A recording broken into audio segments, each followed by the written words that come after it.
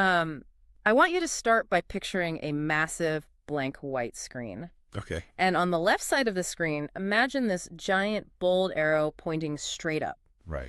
This arrow represents a staggering surge in national resources. We are talking about an unprecedented, massive doubling of a country's infrastructure spending, alongside like an ironclad constitutional guarantee that a full 20% of the entire national budget goes directly to education. Which is an ocean of money. Exactly. It's immense political will and sheer effort being pumped into a system. But now, right next to that giant upward arrow, I want you to imagine a flat horizontal line. A flat line. Just a stubborn, unyielding flat line. That line represents economic growth, and it's hovering right around 5%. Yes, creates a really fascinating visual contradiction, doesn't it? It really does. If you look at those two graphics side by side, the massive vertical input and the totally flat horizontal output, and the math just doesn't seem to reconcile. And that contradiction is exactly why we are here today. Welcome to the Deep Dive. We are looking at a stack of incredibly detailed research focusing on the Indonesian economy in transition. Right, specifically analyzing the policy challenges of the Jokowidodo era. Widely known as the Jokowi era, yeah. And what it all means for the country's future. The core mission of our conversation today is to figure out this input paradox. The input paradox. Because when President Jokowi first took office, he set this bold, very public promise of 7% economic growth. He did. And, to his credit, if you look at the macroeconomic playbook, he did the things that economists usually cheer for. I mean, he took a sledgehammer to these crippling, decades-old fuel subsidies to free up billions in cash. Right. He poured money into building roads and ports. Yeah, and he fully funded the schools, he pulled all the heavy levers, yet the economy seems completely stuck in this 5% growth trap. And the underlying story here goes far beyond a politician simply missing a numerical target. How so? Well, we are actually looking at the immense, grinding structural tension between a young, vibrant, transitioning democracy and the cold, hard mechanics of long-term productivity. Oh, wow. It's a classic textbook scenario of high input, low output. The government is shoveling coal into the engine as fast as humanly possible, but the train's top speed simply isn't increasing. Which is so frustrating to watch, I'm sure. Absolutely. To understand the friction holding that train back, we really have to look past the political rhetoric and examine the hidden costs within the country's institutions, its decentralization, and its, frankly, incredibly messy transition from an agricultural society to a modern economy. Right. But before we diagnose why the engine is stuck at 5% today, it feels necessary to establish what fast actually used to look like. That's a great point. Because to someone living in, say, an advanced Western economy, a dependable 5% annual growth rate sounds like an absolute dream. Oh, they would kill for that. Right. But in the context of an emerging market trying to lift millions of people out of poverty, context is everything. Context changes the entire scale. To understand the psychological benchmark for Indonesia, we have to look back at the historical growth rates. The Suharto era. Exactly, the Suharto era, which ran from roughly 1966 to 1996. So a solid 30 years. Yes, and during that 30-year window, Indonesia was a core card-carrying member of the Asian miracle. The economy was an absolute powerhouse, averaging 7.3% growth per year. 7.3%, that's huge. It was rapidly industrializing the nation and fundamentally transforming the socio-economic landscape. But then the 1997 to 1998 Asian financial crisis hit. And the numbers from that crisis are just terrifying. I mean, in 98 alone, the Indonesian economy contracted by 13.4%. 13.4, yeah. That isn't just a recession. That is a complete structural collapse.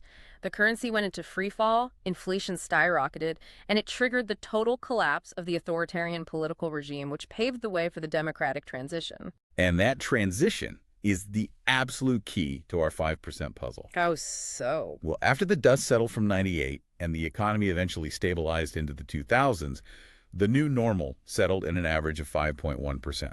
Okay. The crisis and the subsequent regime change permanently shifted Indonesia's growth engines. Now, we should be fair here. A 5% baseline is highly respectable. Yeah, I mean, compared to who? When you compare to emerging market peers like Brazil or Russia, Indonesia's consistency is really impressive, and it routinely outperforms regional neighbors like Thailand. So if I'm looking for a way to visualize this post-98 reality for you guys listening, it's not like a runner who just got older and slower. It's more like an engine that had its timing belt snap while going 150 miles per hour. That's a good analogy. And when the mechanics, the new democratic institutions rebuilt the engine, they intentionally installed a safety governor. The engine is now incredibly stable. It has checks and balances, so it won't explode again. But it is physically prevented from ever hitting that 7.3% autocracy red line. Right, exactly. But here's my hang-up. Wasn't Jokowi's election supposed to be the massive structural shakeup needed to bypass that governor? I mean, he wasn't from the military or the old elite, right? No, he wasn't. He was the pragmatic mayor, the guy who's going to push the pedal to the metal. That was definitely the narrative that captivated both domestic voters and international investors. Yeah. But when we actually look at the macroeconomic data from the sources, Jokowinomics is defined far more by strict continuity than by radical disruption. Meaning he basically kept the previous administration's playbook. Almost to the letter. Really? Yeah, if you put the policies of the previous Yudhoyono administration, often referred to as SBY, side by side with Jokowi's, the guardrails are virtually identical. Like what kind of guardrails? Well, both administrations adhered strictly to a constitutional cap that prevents the national budget deficit from exceeding 3% of GDP. A hard 3% cap. A hard cap. Both maintained rigorous inflation targeting, a floating exchange rate, and open capital accounts. Jokowi didn't rewrite the macroeconomic rulebook. He operated entirely within the existing parameters. Okay, but operating within those parameters, he did make one immediate massive pivot. I'm thinking about the fuel subsidies. Ah, yes, the fuel subsidies. Because keeping the deficit under 3% is a straitjacket if your budget is eaten up by subsidies. And for years, Indonesia had been spending an unsustainably huge portion of its wealth just keeping gasoline artificially cheap for citizens. Oh, a massive portion. So Jokowi came in and slashed those subsidies almost immediately, which must have freed up a ton of fiscal space. It was a deeply unpopular but economically vital move. It suddenly released billions of dollars back into the state coffers. Wow. And the entire premise of freeing up that cash was to finance his grand vision of infrastructure development. Right, but here's the piece of the puzzle I'm really trying to connect. He cuts the subsidies, he saves billions. But if we look at the massive scale of the infrastructure he wanted to build, those subsidy savings alone couldn't possibly cover it. Not even close. The government has to be generating revenue elsewhere. And yet, the research points out a glaring vulnerability, which is the tax dilemma. Indonesia's tax-to-GDP ratio is incredibly low, sitting around just 10.3%. That 10.3% figure is arguably the central Achilles heel of the Indonesian state. 10.3%. That sounds low, but how low is that really? To give you some regional perspective, Malaysia and the Philippines are collecting around 14% of their GDP in taxes, and Thailand is up at 16%. Oh, wow. So Indonesia's way behind. Way behind. At 10.3%, Indonesia's state wallet is shockingly thin. And it's not like they didn't recognize the problem. I recall they ran a massive tax amnesty program around 2016 and 2017. They did. The idea was to tell wealthy citizens and corporations, look, we know you have money hidden offshore. Bring it back, declare it, pay a tiny penalty, and we wipe the slate clean. The tax amnesty was a fascinating experiment, and it did bring in a significant one-off cash bump, and it actually exceeded some initial targets for declared assets. But I hear a but coming. But a one-time sugar rush of cash doesn't fix a chronic structural disease. Right. It entirely failed to broaden the actual recurring tax base. The core issues remain, which are rampant tax avoidance, a convoluted tax code, and a massive informal economy where millions of businesses simply operate outside the purview of the National Revenue Service. So the government's daily reality is this. You want to build a world-class, multi-billion-dollar highway system across the archipelago, but every month you are only managing to collect a fraction of the income you should be getting. It's like, imagine you want to renovate your entire house, but you're only collecting half your paycheck every month. You cancel your expensive cable subscription, which is cutting the fuel subsidies, and that gave you some breathing room. But canceling cable doesn't pay for a new roof. Right. you are still fundamentally broke relative to your ambitions. Add in the fact that a massive chunk of whatever they do collect is legally mandated to go to local governments, and 20% must go to education. Right, the 20% mandate. So that 3% deficit cap suddenly feels like a brick wall. So how on earth is the government actually paying for this infrastructure boom? Well, they aren't, at least not in the way they originally planned. Right, what do you mean? The sources reveal a massive structural gap between the grand vision drawn up in Jakarta and the harsh reality of execution. Okay, hit me with the numbers. To put a number on it, the government estimated that its infrastructure needs for the 2015 to 2019 period required a staggering 4,800 trillion rupiah. Which translates to what? Roughly 356 billion US dollars. Approximately, yes. That is an astronomical figure for an emerging economy. It is. And the central government was very transparent about the math. They calculated that combined central and regional budgets could only realistically fund about 41.3% of that total. So they were basically saying, we only have enough money to build 4 out of every 10 miles of road we actually need. Precisely. So to fill that massive gap, they designed a financing model heavily reliant on outside capital. Who are they looking at? They projected that state-owned enterprises, or SOEs, would cover about 22.2% of the cost. But more importantly, they were banking on the private sector. Whoa, private investors? Domestic conglomerates and foreign investors. They expected them to jump in and cover the remaining 36.5% through public-private partnerships. Okay, but I'm looking at the data on these 245 designated national strategic projects. These are the mega projects like the Jakarta-Bandung high-speed rail and the 35-gigawatt power plant initiative. Right, the big flagship projects. And the private capital just didn't show up. The foreign investors took one look at the landscape and largely sat on their hands. Why did they walk away? Because global capital requires predictability. Okay. And predictability is exactly what was missing. Private investors looked at the landscape and saw a minefield of regulatory uncertainty. Like laws changing. Yes, but it goes deeper than just changing laws. It comes down to the physical friction of getting a project off the ground. According to the research, over 30% of project failures and delays are directly attributable to land acquisition disputes. I really want to dig into that mechanism because land acquisition dispute sounds like a polite, sterile, bureaucratic term, but on the ground, that has to be incredibly messy. Oh, it's incredibly messy. We are talking about trying to force a high-speed rail line through densely populated areas where families have held the land for generations. It is the ultimate collision between national ambition and local reality. The legal framework for eminent domain, the state's right to seize private property for public use, is fraught with immense friction in Indonesia. I can imagine. You have widespread mistrust of the government's land valuation, you have complex local politics, and overlapping contradictory land titles. So nobody even knows who really owns the land half the time. Exactly. You can have $1 billion sitting in a bank account in Jakarta, but if you cannot legally clear a 10-mile stretch of land, the entire toll road project grinds to a halt. Wow. And even if they managed to buy the land, the sources mention that international investors were terrified by the sheer quality of the planning. The feasibility studies simply weren't up to global banking standards. Yeah. I mean, if you are asking a major global pension fund to lock up hundreds of millions of dollars in an Indonesian toll road for 30 years, they need to see rigorous, mathematically sound traffic projections. Absolutely. If the foundational data is flawed, the risk model breaks and the investors just walk away. And that leads to the final, probably most intractable bottleneck, which is bureaucratic turf wars. Ah, the politics. Yes, and this is a direct byproduct of Indonesia's post-98 decentralization. After Suharto's autocracy fell, the country radically decentralized power to local district heads, known as bupatis.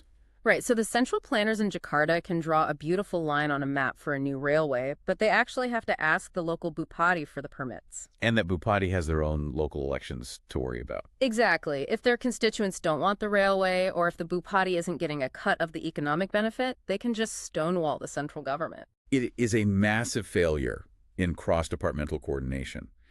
The friction between the central mandate and local autonomy basically becomes a graveyard for infrastructure timelines. Okay, so let's visualize this as a funnel for the listener. At the wide top of the funnel, you pour in massive political will and billions of dollars. Right. But then it hits the bottleneck of land disputes, then it squeezes through poor planning standards, and finally drips through bureaucratic turf wars. That's a great way to picture it. So we have a government that lacks the tax revenue to build these projects itself. They begged the private sector to help, but the private sector ran away because of all those bottlenecks we just talked about. They did. Yet if you visit Indonesia today, there actually are new toll roads. There are new airports. The infrastructure is physically being built. It is. If the private sector isn't swinging the hammers and the national budget is maxed out, who is actually building this stuff? Well, because the political mandate to show tangible progress was so intense, the state had no choice but to step in directly and force these projects into existence. And this marks a profound, controversial shift in the Indonesian economy. It's a phenomenon that scholars at our sources refer to as the rise of new developmentalism. Okay, let's explore the mechanics of this new developmentalism. Because if the government isn't paying for it out of the national budget, where is the money actually coming from? The vehicle they use is the state-owned enterprise. Jokowi essentially circumvented the private sector's reluctance by ordering the SOEs to execute the infrastructure boom. We've seen a staggering surge in SOE assets as a percentage of GDP. So they were basically directed to just take over the toll roads, the ports, and the power plants. Exactly. But wait, an SOE is still a company, right? It doesn't have infinite cash. If they're being forced to build unprofitable or highly delayed projects, they must be taking on immense amounts of debt to finance the construction. And that is the hidden structural fragility of new developmentalism. By pushing the SOEs to act as the primary engines of national development, the state is actively loading them up with incredibly risky levels of corporate debt. Can you give us a concrete example from the sources? Sure. Let's look at the National Power Company, PLN. The government tasked PLN with executing a massive, unprecedented 35-gigawatt expansion of the national power grid. Which requires billions in capital expenditure. Exactly. But simultaneously, as global energy prices fluctuated, the government ordered PLN to absorb the rising costs of fuel without passing those costs on to the consumer. Wait, really? Yes. They were politically forbidden from raising electricity tariffs. So they are bleeding cash on operations while being forced to spend billions on new construction. Yes. That is a recipe for corporate bankruptcy. It really is. The financial strain became so acute that the finance minister actually had to issue a formal, highly unusual warning to PLN, basically stating that their debt trajectory was legally and functionally unsustainable. Wow. So if we pull back the curtain, the government is essentially using these state-owned companies as a massive off-balance sheet credit card. That's a perfect analogy. It allows them to bypass that strict 3% national deficit limit. They can point to a shiny new airport and claim they are modernizing the country, but they are just concentrating all the financial risk onto the balance sheets of these state companies. Right. And if one of these massive SOEs defaults, the sovereign government is ultimately on the hook anyway. It is a really high-stakes gamble. It allows for rapid, visible mobilization, but it masks deep financial vulnerabilities. And crucially, this state-led approach isn't confined just to building infrastructure. What else does it affect? New developmentalism also comes paired with a heavy, highly politicized dose of economic nationalism. Right. This brings us to the surge in protectionism. The sources track a massive increase in what they call non-tariff measures, or NTMs. NTMs, yes. Because Indonesia can't just slap huge taxes on imports. They are bound by international trade agreements that keep traditional tariffs relatively low. So they have found sneakier, bureaucratic ways to block foreign goods. Sneakier is a good word for it. Since traditional border tariffs are capped, the government has increasingly relied on complex regulations, quotas, and licensing requirements to restrict imports. How much has that actually increased? The data is striking. The percentage of import categories subjected to these non-tariff restrictions skyrocketed from just 9% in 2011 to a staggering 35% in 2016. 35%. So they are essentially building an invisible bureaucratic wall around the economy. Yes. What does that actually look like in practice? Like, let's take the mining sector, for example. The government implemented a highly controversial ban on raw mineral exports, particularly nickel, right? Yes. The nickel export ban is a prime example of this nationalist strategy. The government basically told domestic and foreign mining conglomerates, you are no longer allowed to dig up our nickel and ship it overseas in its raw form. Okay. If you want our resources, you must build multi-billion-dollar smelters right here in Indonesia to process the ore first. You know, from a purely strategic standpoint, I actually understand the logic there. Do you? Yeah. I mean, you don't want to just be a cheap quarry for the rest of the world. You want to force foreign companies to transfer technology, build factories on your soil, and create higher value downstream industries. It sounds like smart, aggressive industrial policy. Well, on paper, the logic of moving up the value chain is very sound. And politically, standing up to foreign multinationals and demanding they build factories locally is wildly popular. Sure. But the actual implementation was chaotic. The abrupt change in rules caused massive disruptions. It immediately tanked export revenues and severely spooked the broader mining sector. Because it showed them the rules could just change overnight. Exactly. It signaled that the government could change the rules of the game with no warning. However, while the nickel ban affects multinational corporations, there's another example of protectionism that hits the average citizen much more directly. Oh, the rice policy. Yes, the strict limitation on rice imports. Let's talk about the rice policy, because this is where the theory of economic nationalism collides violently with the reality of poverty. And that really does. And just to be clear for the listeners, we are entirely neutral here, just looking at the facts and the math presented in the sources. But I want to play devil's advocate for a moment. Go for it. The government's stated political goal is food sovereignty, right? Yeah. They want to protect the millions of local smallholder Indonesian rice farmers from being wiped out by a flood of cheap, hyper-efficient foreign rice from places like Vietnam or Thailand.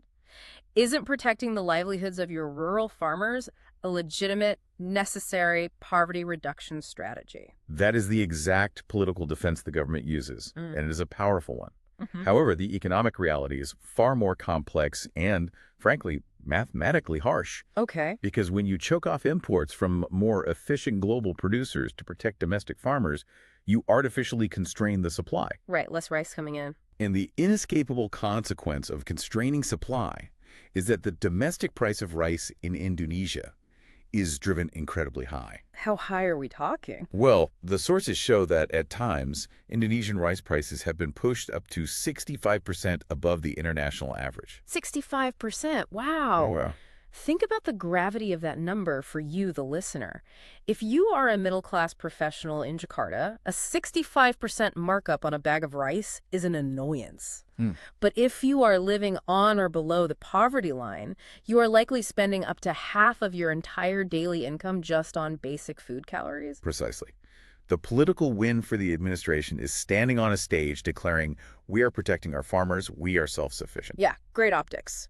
But the hidden devastating cost is that the poorest citizens in the country who are net consumers of rice, not producers, are the ones actively paying for this nationalist posture. Because they have to buy the expensive rice to survive. They are effectively being taxed at the dinner table through artificially exorbitant food prices. That's heartbreaking. The policies designed to project national strength are quietly, daily eroding the purchasing power of the exact demographic the government claims to be lifting out of poverty. It's a brutal contradiction, and this reliance on domestic protectionism over international integration isn't just making groceries expensive, it's fundamentally reshaping Indonesia's entire labor force. It is. The sources dive deeply into what they call the sectoral paradox, because when we think about the classic textbook path of a developing nation, there is a standard sequence, right? Right, the traditional industrialization path. Yeah.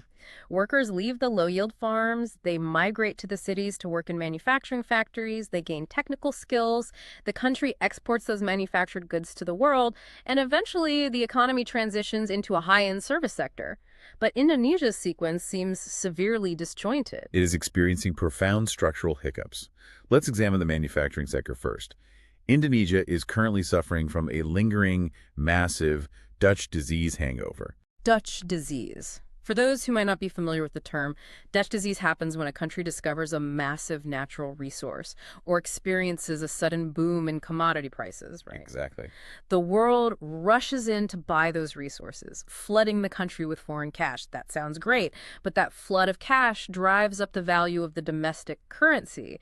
And when your currency becomes too strong, suddenly everything else you try to export, like factory-made electronics or clothing, becomes way too expensive for the rest of the world to buy. Right, so your manufacturing sector gets hollowed out by your own strong currency. That is such a weird paradox. It's a well-documented economic phenomenon.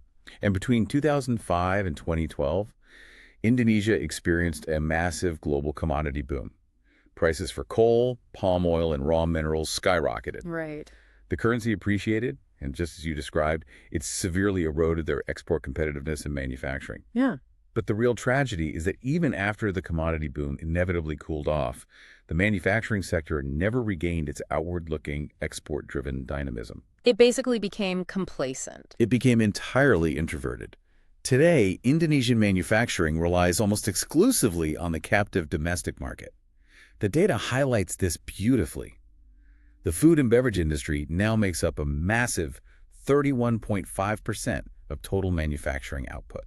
31.5% just on food and drinks. Yes. Meanwhile, high-end, complex manufacturing like electronics or precision machinery, the exact industries that integrate a country into global value chains, force technology transfers, and drive up labor skills, those are lagging far behind. So the factories aren't making microchips and smartphones for the global market. They are just making packaged noodles and sugary drinks for the local population. Exactly. But here's the paradox. People are definitely leaving agriculture. The data indicates that roughly 1 million people a year are leaving the rural farms. Right, huge urbanization. So if the high-tech factories aren't there to hire them, where are these millions of workers actually going? They are migrating into the services sector. In fact, services are now the largest employer in the entire Indonesian economy, accounting for a massive 41% of GDP. 41%. Okay, so what's the problem? Well, if you map the sheer number of people employed in services against their actual labor productivity, Indonesia falls drastically below global averages. Why is the productivity so abysmal? When I hear services sector, my mind immediately goes to software engineers, financial analysts, or like high-tech logistics coordinators. That is the high-end service sector. But that is not where these displaced agricultural workers are ending up. The Indonesian service sector is utterly dominated by traditional, low-skill retail, informal trade, and basic hospitality. Ah, I see. The workers leaving the farms are making what labor economists call a low-quality transfer. Let's paint a picture of that low-quality transfer. Let's imagine a worker named Budi. Okay, Booty. Budi spends his entire life doing grueling, back-breaking labor on a rural rice farm.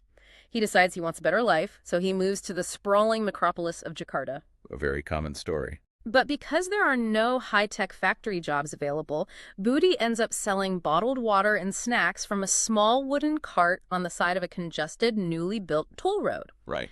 Yes, technically on a government spreadsheet, Budi has successfully transitioned from the agricultural sector to the services sector. He is part of the urbanization statistic. But his actual economic output, his daily productivity, hasn't improved at all. He is still trapped in low-wage, informal, highly vulnerable labor. And he is entirely isolated from the forces that drive wage growth. Without integration into global supply chains, without foreign direct investment, bringing in new management practices or technological tools, the productivity of workers like Budi simply stagnates. It's just a dead end. It is. Furthermore, the high-value service sectors that could drive growth, like finance, insurance, and advanced business services, are heavily protected by the government. Oh, more protectionism. Yes, they face strict limits on foreign investment, which stifles the competition and innovation needed to really modernize the sector. But hold on. This brings us crashing right back into the visual we started the show with.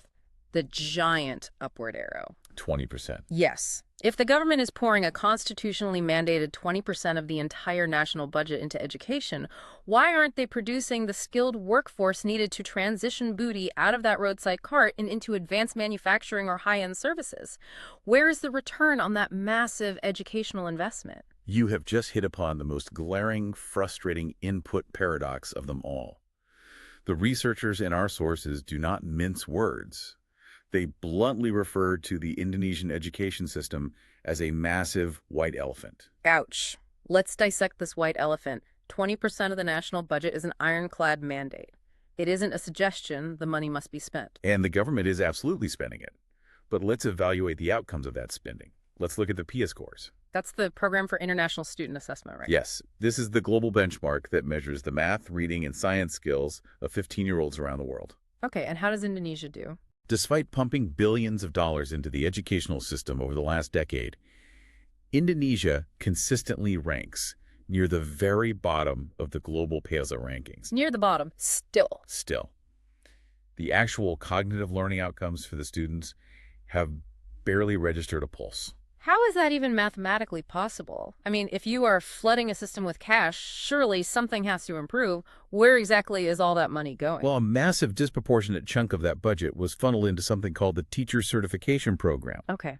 The government rolled out a policy that essentially doubled the base pay for certified teachers across the country. Okay, on the surface, that sounds entirely logical. It's a classic progressive argument, right? If you pay teachers a highly competitive professional wage, you elevate the prestige of the profession, you reduce teacher absenteeism, which is a huge problem in developing nations, and you naturally attract better talent, which leads to better teaching. The theory is incredibly sound, but the execution was catastrophically flawed.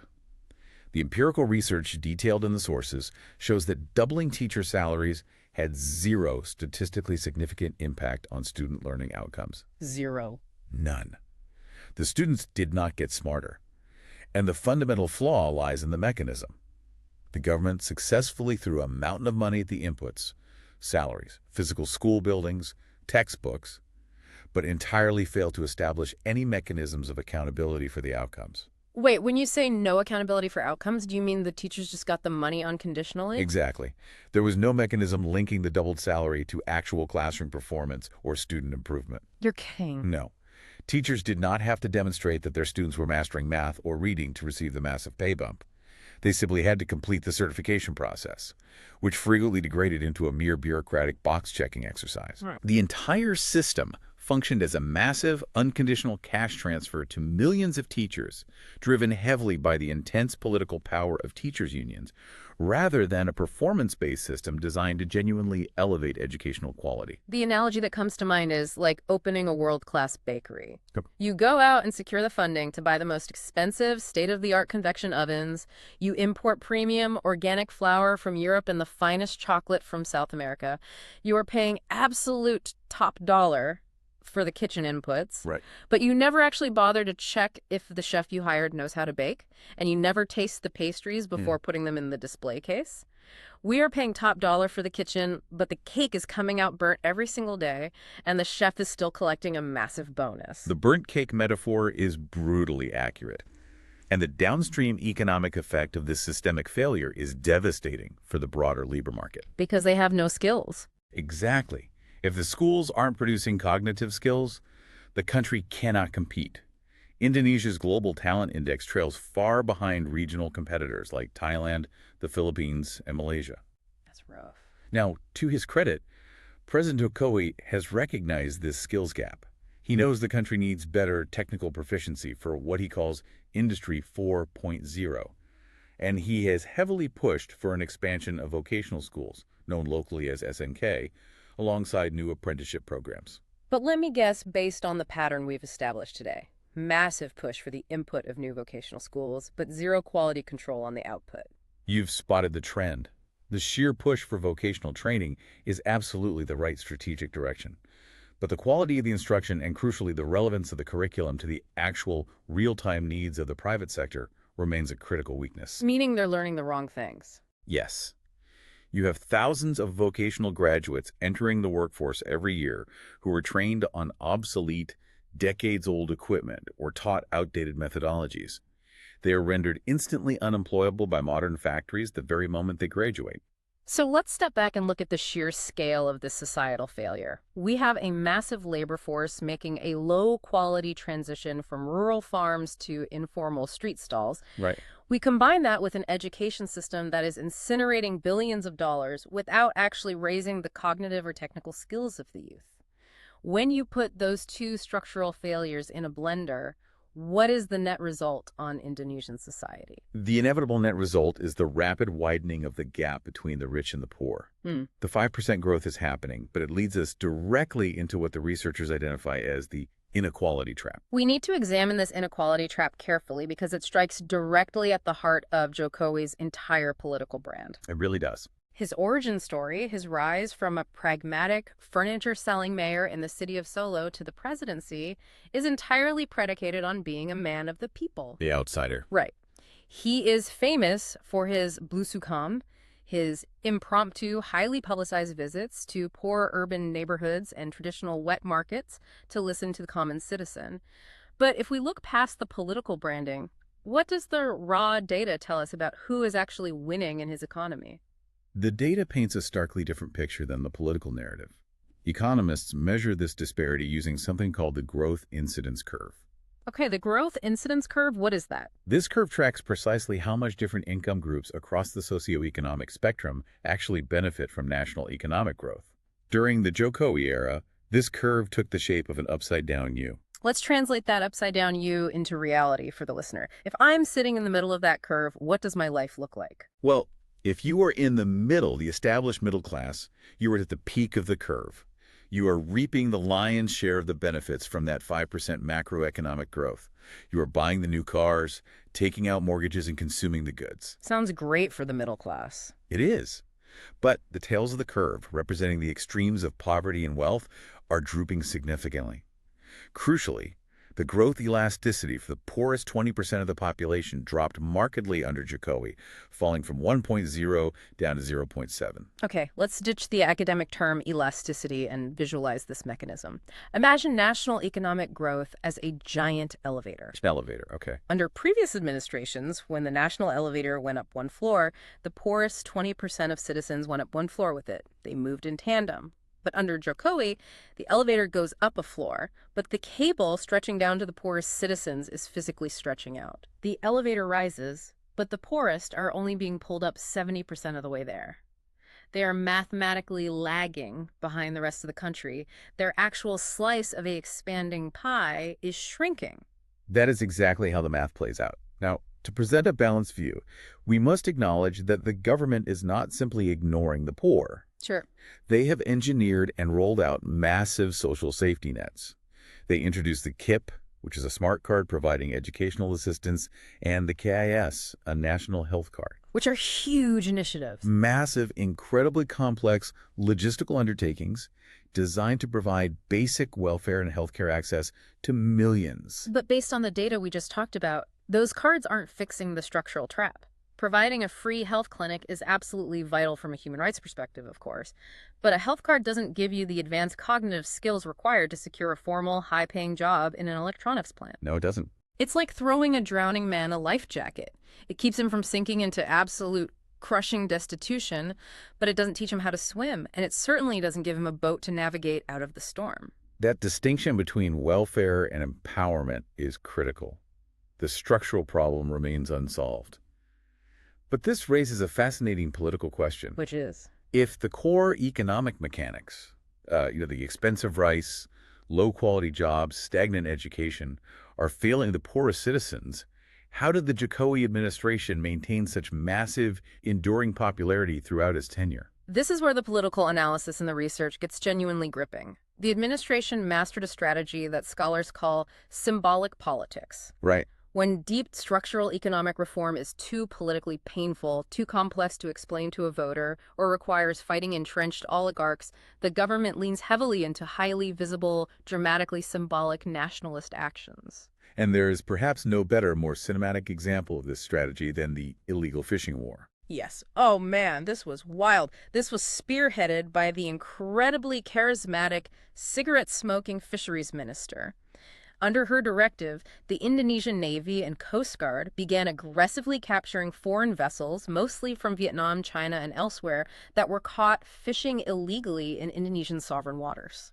Which is a huge problem for them. It is, but they didn't just arrest the crews, impound the boats, and issue quiet diplomatic fines, right? No, they opted for maximum spectacle. They loaded the confiscated foreign fishing boats with explosives and blew them up. Wow. On live national television. Over the course of the campaign, they dramatically sunk over 300 foreign vessels to the bottom of the ocean. As a pure media spectacle, it is absolute genius. It visually projects immense strength, unapologetic national sovereignty, and a fierce zero-tolerance policy for foreigners stealing Indonesian resources. It makes for incredible front-page photos. It is brilliant political theater that resonates deeply with the electorate.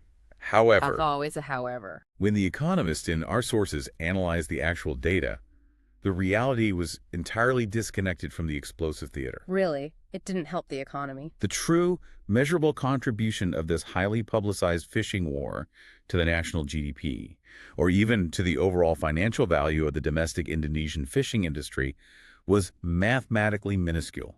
You're kidding. All those explosions for nothing. It did not structurally transform the lives or incomes of local artisanal fishermen in any meaningful economic way. See, this is where we have to step in and weigh these things impartially for you, the listener. Optics matter deeply in politics. A nation needs to feel strong. It needs to feel sovereign. Blowing up a foreign boat that stole your fish provides that emotional resonance. It does. But we have to contrast that loud, explosive, deeply satisfying TV moment with the quiet, invisible, agonizing mathematics happening every single day at the local grocery store. Remember the rice policy. Right. The 65% markup. If domestic rice prices are artificially kept 65% above the global average because the government refuses to anger the powerful agricultural lobby, the government is quietly, daily, taking money directly out of the pockets of the exact same poor citizens they are publicly trying to help with the welfare cards. It is a profound, tragic contradiction at the heart of the administration's policy. The government eagerly favors the highly visible, symbolic actions, blowing up foreign boats, cutting ribbons on shiny new, debt-fueled toll roads, while actively avoiding the deep, painful, politically unpopular efficiency reforms. Right. Fixing the rice policy means taking on massive, entrenched agricultural lobbies and facing bad faith accusations of not being nationalist enough. Fixing the education system means taking on millions of unionized teachers and a rigid bureaucracy. Those fights are messy, they take years to show results, and they do not make for good television. Not at all. But they are the absolute only way to actually fix the underlying engine and escape the 5% growth trap. So as we pull all these intricate threads together, the input paradox, the tax dilemma, the debt-fueled infrastructure, the burnt educational cake, the invisible tax of expensive rice, and the exploding boats, where does this leave the Indonesian economy as it looks toward the next decade? We're basically standing at a massive crossroads. We are. The sources outline two very distinct, divergent paths forward for Indonesia. To the left is the path of least political resistance. It leads to an increasingly inward-looking protectionist economy. So more of the same. Basically, it relies heavily on populist rhetoric, economic nationalism, and state-owned monopolies. If they choose this path, the sources are clear. It guarantees that Indonesia remains permanently stuck in the 5% middle-income trap. They will slowly become an older demographic nation before they ever become a rich one. That's a grim thought. And what does the path to the right demand? The path to the right requires immense, almost unprecedented political courage. It envisions an outward-looking, dynamic, globally integrated economy. What does that actually look like on the ground? It means tackling the grueling institutional reforms head-on. It means enforcing actual, measurable accountability in the school systems, dismantling the complex non-tariff barriers that choke international trade, ruthlessly streamlining the bureaucracy, and establishing genuine legal certainty to welcome back private investment. So doing the hard stuff. Exactly. Yeah. The ultimate test for Indonesia's leadership is shifting the national obsession from merely building infrastructure, pouring concrete, to the much harder task of building human productivity. Right. It's not enough to just borrow money to build a world-class toll road. You need an educated, highly skilled workforce driving on that road, carrying high-value manufactured electronics to a port that operates with ruthless global efficiency, completely unhindered by local bureaucratic red tape. Exactly. It requires the nation to evolve into what the researchers call a development-oriented democracy. A development-oriented democracy. Yes. One that wins elections not just through immediate cash subsidies, nationalist theater, or short-term sugar rushes, but through the quiet, long-term delivery of genuine economic efficiency and inclusive structural growth. Which brings me to a final, slightly unsettling thought that I want to leave directly with you, the listener. Oh. Yeah. We so often assume, particularly in the West, that there is a natural, inevitable sequence to human progress. A country overthrows an autocrat, achieves vibrant democracy, and then widespread economic prosperity naturally smoothly follows. That is the standard assumption, yeah. But Indonesia's story, this deep dive into the friction of its transitional economy, suggests something much more complex. Could it be that the very tools a politician desperately needs to win highly contested elections in a young, noisy democracy, tools like protectionist promises that sound great on a debate stage, highly visible but financially reckless mega projects, and immediate, unaccountable cash subsidies to massive voting blocs like teachers, are the exact opposite of the quiet, deeply unpopular, long-term institutional reforms required to actually escape the middle-income trap? It is a structural tension that isn't unique to Indonesia, but it is playing out there on a massive, highly consequential scale. It forces us to ask a really difficult question. What's that? Are the short-term, instant gratification incentives of the democratic ballot box fundamentally at odds with the painful, decade-long horizons required for structural economic development? Think about that giant upward arrow of inputs and that stubborn flat line of growth the next time you hear a politician promise a quick, painless fix to a complex structural problem. It's definitely something to chew on. We want to thank you for joining us on this incredibly dense deep dive. Our goal is always to help you view the world with a bit more clarity, and hopefully you can now look at the headlines coming out of emerging economies through this new, critical lens of inputs versus outcomes, and see the hidden mechanics beneath the political theater. Until next time.